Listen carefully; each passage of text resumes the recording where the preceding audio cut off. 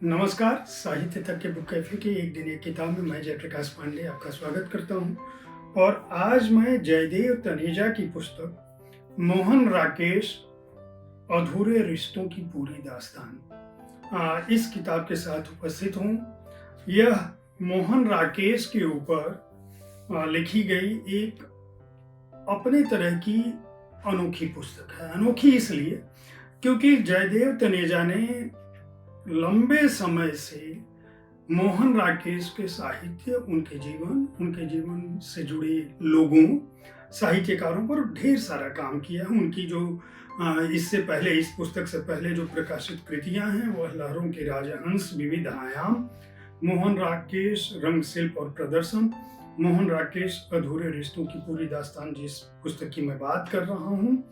इसके अलावा मोहन राकेश की रचनावली जो 13 खंड है, राकेश और परिवेश पत्रों में एकत्र, मोहन राकेश की अप्रकाशित असंकलित रचनाएं, पुनश्च मतलब जितने भी काम किए हैं लगभग इनके लेखन का 99% हिस्सा मोहन राकेश पर केंद्रित रहा है।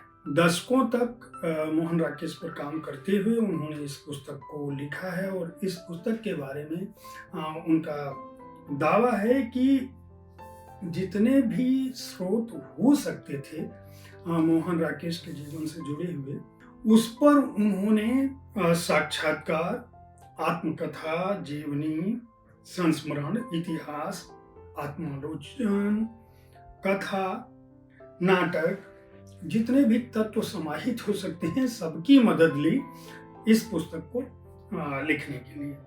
इस पुस्तक के माध्यम से वे मोहन राकेश के उस व्यक्तित्व को सामने लाने की कोशिश कर रहे थे जो एक साहित्यकार के रूप में, नई कहानी आंदोलन के अगुवा के रूप में, एक दोस्त के रूप में और उससे भी बढ़कर एक ऐसे मनुष्य के रूप में सामने लाता है जिसके अपने जीवन संघर्षों और अनुभवों ने उसको एक अंतहीन प्रेम की तलाश में छोड़ दिया, जो किसी न किसी रूप में स्त्री केंद्रित था। और मोहन राकेश के जीवन में 3 शादियां उन्होंने की थी, ढेर सारे प्यार किए थे और उनके इर्द गिर्द महिलाएं जिस तरह से मंडराती रही, न जाने उसके पीछे मोहन राकेश की कौन सी सोच थी, उन महिलाओं की क्या स्थितियां थी उनके बीच। केवल सहज शारीरिक संबंध थे, प्रेम था, आकर्षण था, लोकप्रियता पाने की इच्छा थी, क्या था, वह सब कुछ इस पुस्तक में अलग ढंग से लिखा गया है। और इस पुस्तक की भूमिका को हलफनामा के तौर पर जयदेव तनेजा ने लिखा है कि मैं ईश्वर को हाजिर नाजिर मानकर शपथ लेता हूं कि जो कहूँगा सच कहूँगा। उन्होंने कहा है कि इस पुस्तक में उन्होंने जिन भी लोगों से बात की है, जो तथ्य उनके सामने आए थे, उसको हुबहू रख दिया है। बस कुछ जगहों पे उन्होंने विवेचन इसलिए किया छोटी छोटी टिप्पणियों के साथ, ताकि बातें पूरी हो सकें, अधूरी बातें न रह जाएं। तो जहां उनको लगा कि यहाँ पे कुछ कह देना चाहिए ताकि बात आगे बढ़ जाए, तब जाके उस वहां पे उन्होंने टिप्पणी लिखी है, टिप लिखी है। अन्यथा उन्होंने जिससे जो बातें की हैं वह इस पुस्तक में दर्ज की है। अलग अलग खंडों में यह पुस्तक बटी है और खासकर यह पुस्तक हिंदी साहित्य के एक इतने बड़े साहित्यकार के निजी जीवन में जो विसंगतियां थी, महिलाओं को लेकर उनका जो प्रबल आकर्षण था और प्रेम को लेकर जो उनके भाव थे, उन पर बात की है। और इसके लिए उन्होंने अलग अलग तथ्यों का, रिपोर्टों का सहारा लिया है। जो खंड हैं केवल मैं उनका जिक्र कर दूं तो आपको समझ में आ जाएगा कि यह पुस्तक मोहन राकेश और उनके साहित्य और उनके जीवन को समझने के लिए कितनी महत्वपूर्ण कृति हो सकती है। एक अनूठा विद्रोही मोहन राकेश तीर्थ नहीं है, केवल यात्रा। विभाजन पूर्व का जो उनका समय है, अमृतसर में 1925 से 1942 और 1942 से 1947 का लाहौर में वो है। उसके बाद विभाजन के बाद मुंबई यानी बम्बई उस समय था, दिल्ली, जालंधर और शिमला का जो उनका जीवन है।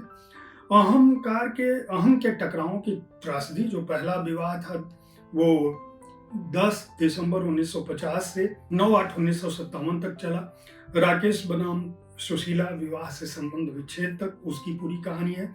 सत्येंद्र शरत मोहन राकेश संवाद, ये एक अपने आप में विशिष्ट अप्रकाशित संस्मरणात्मक साक्षात्कार है, जिससे मोहन राकेश के जीवन को समझने में मदद मिलती है, उनके विचारों को, उनके सोच को, उनके साहित्य को, उनके समय को भी समझने में मदद मिलती है। हमारा अलगाव व्यक्तित्वों का द्वंद्व था, ये सुशीला राकेश से और सुशीला राकेश आब्लिक डोभाल लिखा है, यानी सुशीला डोभाल थी जिन्होंने मोहन राकेश से शादी के बाद सुशीला राकेश बन गई थी, से प्रेम कुमार की बातचीत है। समाहार उसका है शहद का छत्ता और मधुमक्खियां में जालंधर का जो उनका प्रेम प्रसंग है वो शामिल है। जालंधर की मुग्धाएं और मोहन राकेश वीणा प्रसंग, रिक्ता प्रसंग और अंत में एक दुस्वप्न की प्रेत छाया जो उनका दूसरा विवाह होता है। राकेश पुष्पा प्रेम प्रसंग, पुष्पा राकेश प्रसंग जिसमें कमलेश्वर का साक्ष्य है। दूसरी तरफ का अंधेरा ये रविंद्र कालिया का साक्ष्य है। मतलब इन लोगों ने जो मोहन राकेश के इन संबंधों के बारे में कहा है वह उसी तरह से इसमें शामिल है। एक विडंबना पूर्ण प्रेम कहानी में किस्सा जो चंद्रा औलख अनीता और मोहन राकेश का है। चंद्रा औलख जो मोहन राकेश के साहित्य पर फिदा थी, मोहन राकेश के व्यक्तित्व पर फिदा थी, किस तरह से उनकी लड़कियां अनीता औलख ने मोहन राकेश की तरफ पहल की। चंद्रा मेम साहब और मोहन राकेश प्रसंग दिल्ली ग्वालियर दिल्ली में कैसे चला, उनकी हर अदा पर फिदा या फना। राकेश और चंद्रा अनीता प्रसंग जो ग्वालियर में था। मम्मी की तरफ मेरा लिखना भी सूख जाएगा, अनीता औलख और राकेश की बातचीत है। मैं राकेश जी से शादी करना चाहती हूँ, ग्वालियर की जो घटना है वह लिखी गई है। कल तुम्हारे प्यार की परीक्षा होगी। राकेश अनीता का दिल्ली से जो जुड़ा संस्मरण है। गंधर्व विवाह और कयामत की रात दिल्ली में जो घटना घटी थी। राकेश अनीता का पलायन प्रसंग कमलेश्वर की नजर से ये है। मुझे घर चाहिए अन्ना, घर। अनीता और मोहन राकेश दिल्ली बंबई और दिल्ली में जो घूमे उनके पीछे क्या सोच थी। आप हैं तो शरीफ आदमी ना, ये एक अध्याय है। बता दीजिए अनीता कहाँ है, नहीं तो। ये कमलेश्वर का अनुभव है। बकौल कमलेश्वर पुलिस ने केस दर्ज करने से किया इनकार। कोर्टशिप होती और शादी मोहन राकेश अनीता राकेश के दाम्पत्य जीवन के बारे में जो उनके अनुभव है। माथेरान बंबई में, अरे वो दोनों कहाँ है, वहाँ की घटना है। चल दिल्ली चले, अनीता मोहन राकेश का घर 1964 से 1972 तक इसमें शामिल है।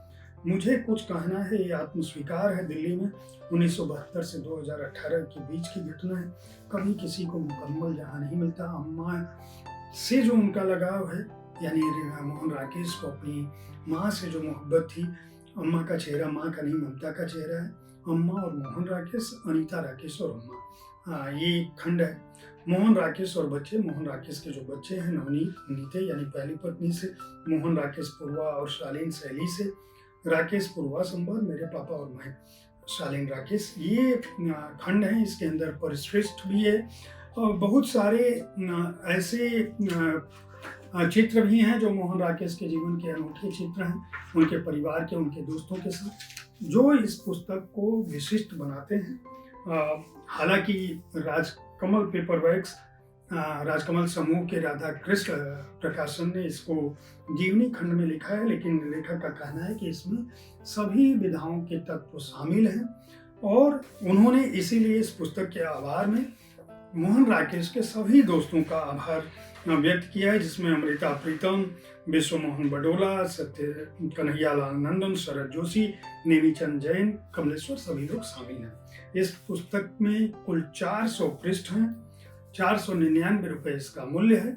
उम्मीद है साहित्य तक का यह एपिसोड आपको पसंद आया होगा। इस कार्यक्रम में आप किस तरह की पुस्तकों की चर्चा चाहते हैं, इसके बारे में अपनी राय से हमें जरूर अवगत कराएं। हमारी कोशिश होती है कि विविध विधाओं की पुस्तकों के साथ आपके पास हर दिन पहुंचूं, ताकि आपको अपनी पसंद की पुस्तक चुनने में आसानी हो। कल ठीक इसी समय ऐसे ही किसी एक पुस्तक के साथ फिर मिलूंगा। देखते रहिए साहित्य तक। धन्यवाद।